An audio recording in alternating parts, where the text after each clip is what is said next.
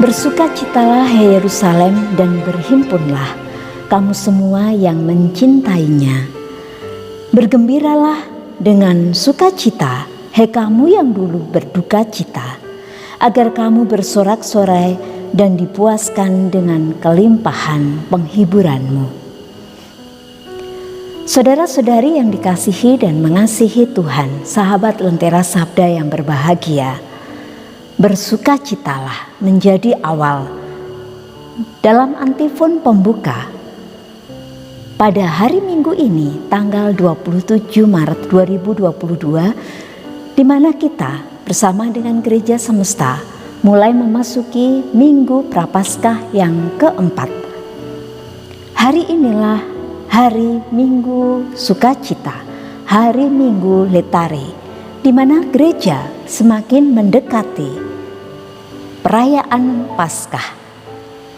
Dan hari ini kita juga diajak untuk kembali merenungkan tentang pertobatan melalui kisah dari Injil Lukas tentang anak yang hilang.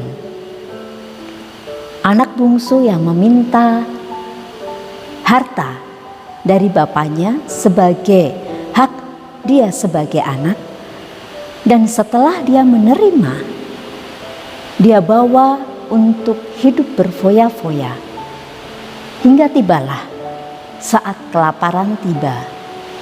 Ketika dia mencari pekerjaan, dia diminta untuk menjaga babi di ladang.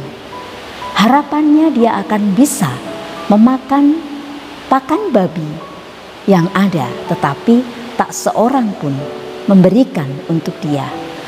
Maka dalam situasi kejatuhannya, dia sadar betapa banyak upahan bapaknya, bahkan mereka bisa makan tanpa harus kelaparan.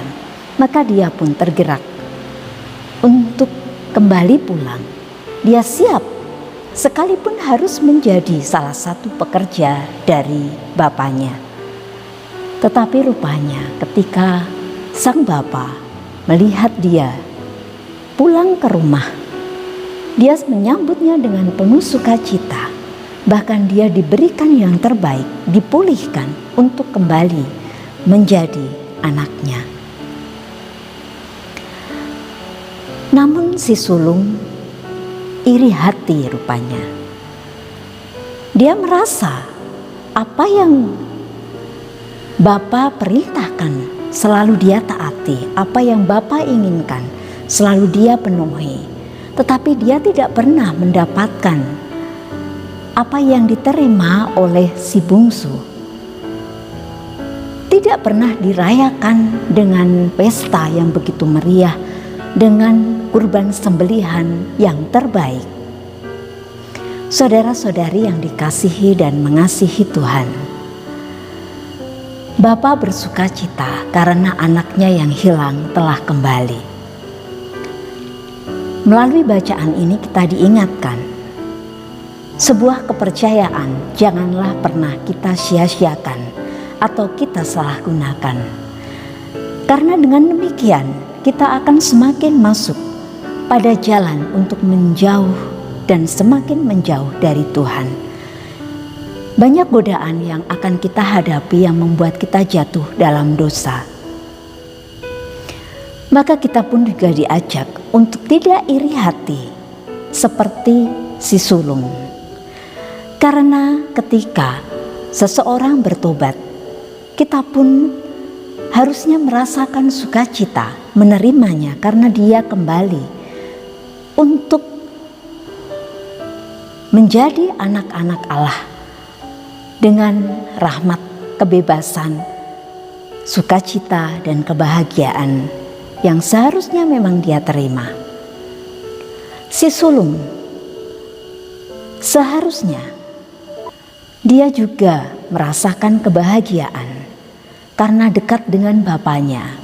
Dia tidak perlu khawatir atau takut kehabisan harta, karena apa yang Bapa miliki itu juga miliknya. Maka saudara-saudari yang dikasihi dan mengasihi Tuhan, marilah kita semakin mendekatkan diri kepada Tuhan, agar apa yang Allah sediakan, kebaikan-kebaikan, rahmat yang Allah sediakan itu juga akan menjadi milik kita. Seandainya kita diberi berkat yang lebih melalui rezeki, talenta, kepercayaan, apapun yang Allah percayakan kepada kita, janganlah kita sia-siakan agar kita tidak semakin jauh dari Dia. Maka marilah kita yang merasa jauh dari Allah diajak untuk kembali pulang.